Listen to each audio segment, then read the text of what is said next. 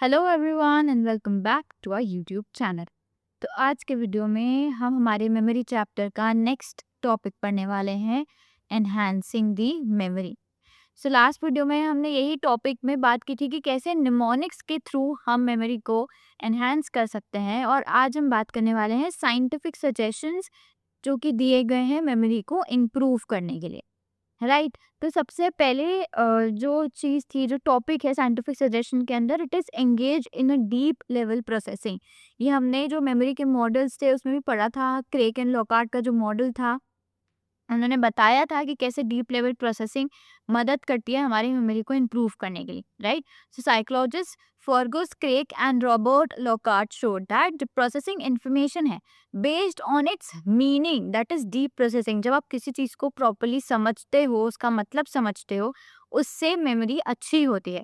Simply अगर आप सिर्फ सरफेस फीचर देखोगे कि क्या स्पेलिंग है, क्या उसका अपीयरेंस है, या सिर्फ रट्टा मार लोगे उस चीज को देख के, तो वो इतने अच्छे से याद नहीं होगी जितने अच्छे से जब आप उसको मीनिंग उसका समझोगे, उस चीज़ को रिलेट करोगे और याद करोगे, उससे होगा। तो अब यहाँ पे उन्होंने डीप प्रोसेसिंग का मतलब क्या बताया, व्हाट इज डीप प्रोसेसिंग, कि हम क्वेश्चन पूछ रहे हैं एक टॉपिक के बारे में, ठीक है, जो भी टॉपिक है उसको समझने के लिए हम उससे रिलेटेड एक क्वेश्चन पूछेंगे, फिर उस क्वेश्चन का क्या जवाब होगा, क्या मतलब होगा उस चीज़ का, उसको समझेंगे, और जो भी हमारी पुरानी इन्फॉर्मेशन है उसको नई इन्फॉर्मेशन से कनेक्ट करने की कोशिश करेंगे। राइट, जो भी चीज़ हमको आती है, ऑलरेडी वी नो समथिंग, और जो हमने भी लर्न की उससे हम रिलेट करने की कोशिश करेंगे कि कौन सी इन्फॉर्मेशन है, किस कैटेगरी की इन्फॉर्मेशन है। राइट, तो इसकी एग्जांपल हम लेके समझते हैं कि अगर आप मेमोराइज कर रहे हैं, तो जो फोटोसिंथेसिस है वो क्या है, एक प्रोसेस है जिससे जो प्लांट्स है वो खाना बनाते हैं। ठीक है, तो हम क्या करेंगे, क्वेश्चन पूछेंगे कि अच्छा, फोटोसिंथेसिस में प्लांट अगर खाना बनाते तो उसमें सनलाइट क्यों इम्पोर्टेंट है, ये प्रोसेस ह्यूमन को कैसे मदद करेगी, ये कैसे फोटोसिंथेसिस को हम रोक सकते हैं, कैसे होता है। तो अब जब इन क्वेश्चन को हम आंसर करेंगे तो हम उसको मीनिंग को और अच्छे से समझ पाएंगे। तो अब जो इन्फॉर्मेशन है वो हमारा एक नॉलेज सिस्टम का क्या है, एक पार्ट बन गया।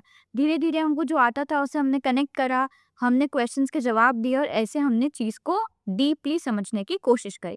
ठीक है, अब ये पावरफुल क्यों माना जाता है, क्योंकि ये स्ट्रॉन्ग मेमोरी कनेक्शंस बनाता है। इससे हमारी मेमोरी के कनेक्शन स्ट्रॉन्ग रहते हैं, क्योंकि दो इन्फॉर्मेशन एसोसिएट हो रही है और क्वेश्चन के आंसर भी मिल रहे हैं। तो जो मीनिंगफुल लर्निंग है वो बहुत समय तक लास्ट करती है, इंस्टेड ऑफ हमारी नॉर्मल सरफेस लर्निंग। फिर सेकंड चीज़ जो आती है डीप लेवल प्रोसेसिंग के बाद, वो आती है मिनिमाइजिंग द इंटरफेरेंस। हमने एक थ्योरी पढ़ी थी जिसमें हम कहते हैं कि जब रिट्रीव करते समय बहुत सारी इंफॉर्मेशन इंटरफेयर करती है एक दूसरे के साथ, जिस वजह से हम भूल जाते हैं। हमने फॉरगेटिंग के बारे में जब पढ़ा था, फॉरगेटिंग ड्यू टू इंटरफेरेंस। ठीक है, तो इंटरफेरेंस क्यों होता है, क्योंकि हमने सिमिलर सब्जेक्ट या तो कंटिन्यूसली पढ़ लिए। राइट, हमने हिस्ट्री पढ़ा, फिर पॉलिटिकल साइंस पढ़ लिया, फिर सोशियोलॉजी पढ़ लिया। अब ये सारे ही थ्योरी के बहुत ही हैवी सब्जेक्ट्स है और जिनके कॉन्सेप्ट बहुत ही सिमिलर रहते हैं। ठीक है, अब क्योंकि आपने एक के बाद एक पढ़ा, तो हो सकता है किसी का कॉन्सेप्ट किसी के साथ जाके मिल गया, तो आप उसको जब रिकॉल करोगे तो वो आपको इंटरफेयर करेगी आपकी मेमोरी की किस चीज़ को कहाँ रिकॉल करना है। तो अब इस चीज़ को हम कैसे रिड्यूस कर सकते हैं कि इंटरफेरेंस ना हो।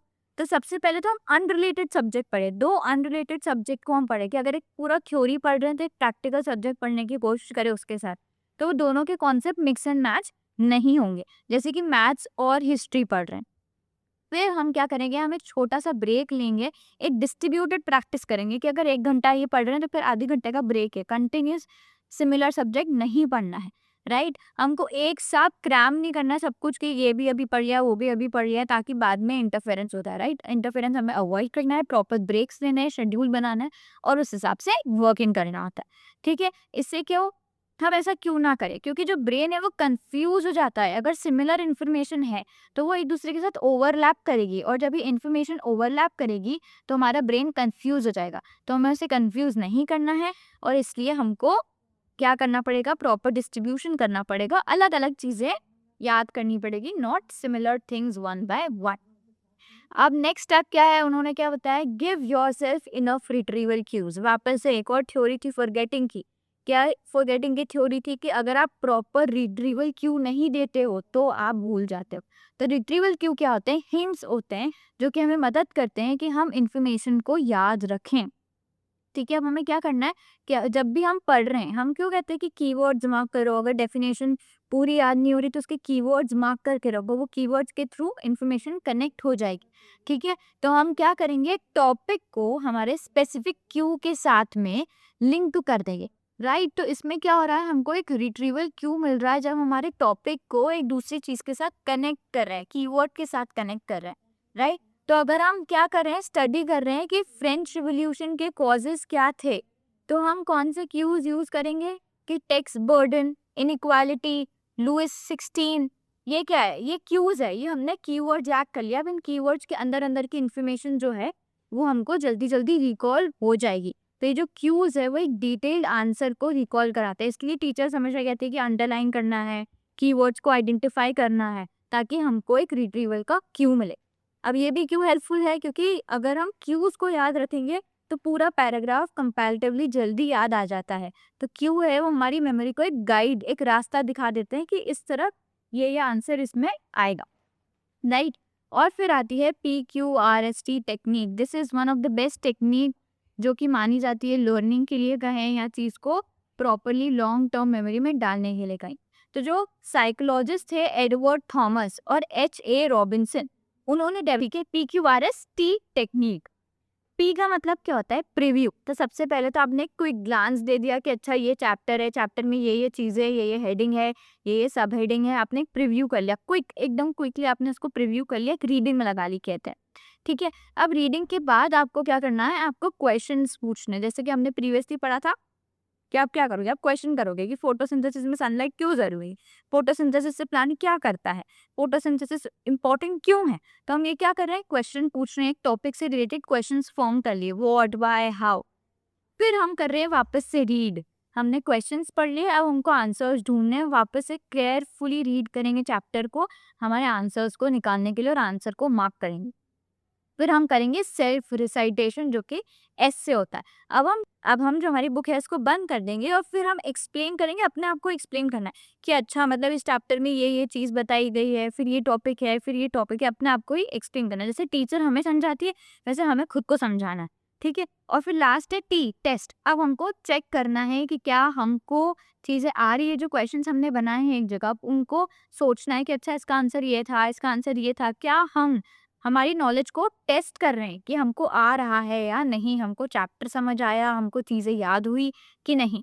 तो ये है PQRST technique. P for preview, Q for question, R for read, S for self recitation और T फॉर टेस्ट। सो इससे वापस से क्या हो रहा है, डीप प्रोसेसिंग हो रही है ना।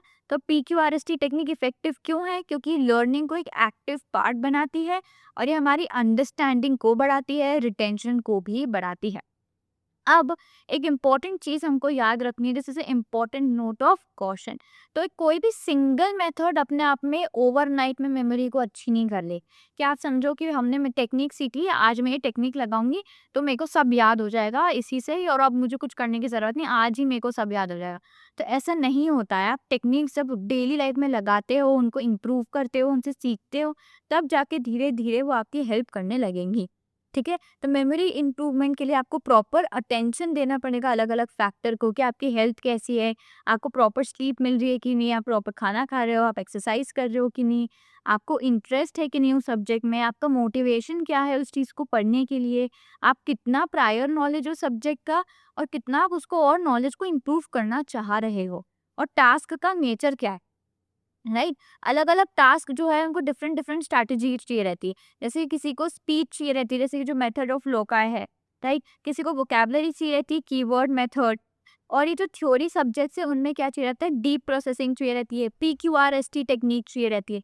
राइट, तो हमको अलग अलग चीज़ों के लिए अलग अलग मेथड्स का यूज करना पड़ता है। जो चीज़ हमको पढ़नी है, हमको पता होना चाहिए कि उसके लिए क्या मेथड ज़्यादा वर्क करेगा। राइट, जैसे कि हमने फॉरेन लैंग्वेज के लिए हमने निमोनिक्स यूज किए थे, कि हमने हमारे इंग्लिश वर्ड से हमारे फ्रेंच वर्ड को, स्पेनिश वर्ड को कनेक्ट कर दिया था।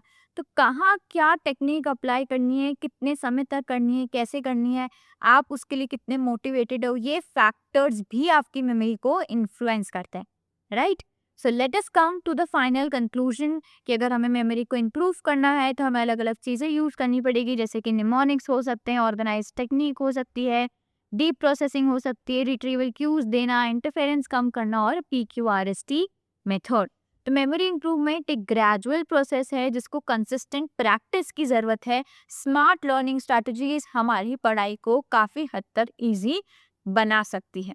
So this is it for today's video. यहाँ पे हमारा मेमोरी चैप्टर भी कंप्लीट हो जाता है। अब आगे के चैप्टर्स हम नेक्स्ट वीडियो में कंप्लीट करेंगे। Until that time, if you like the video, please do like, share and subscribe.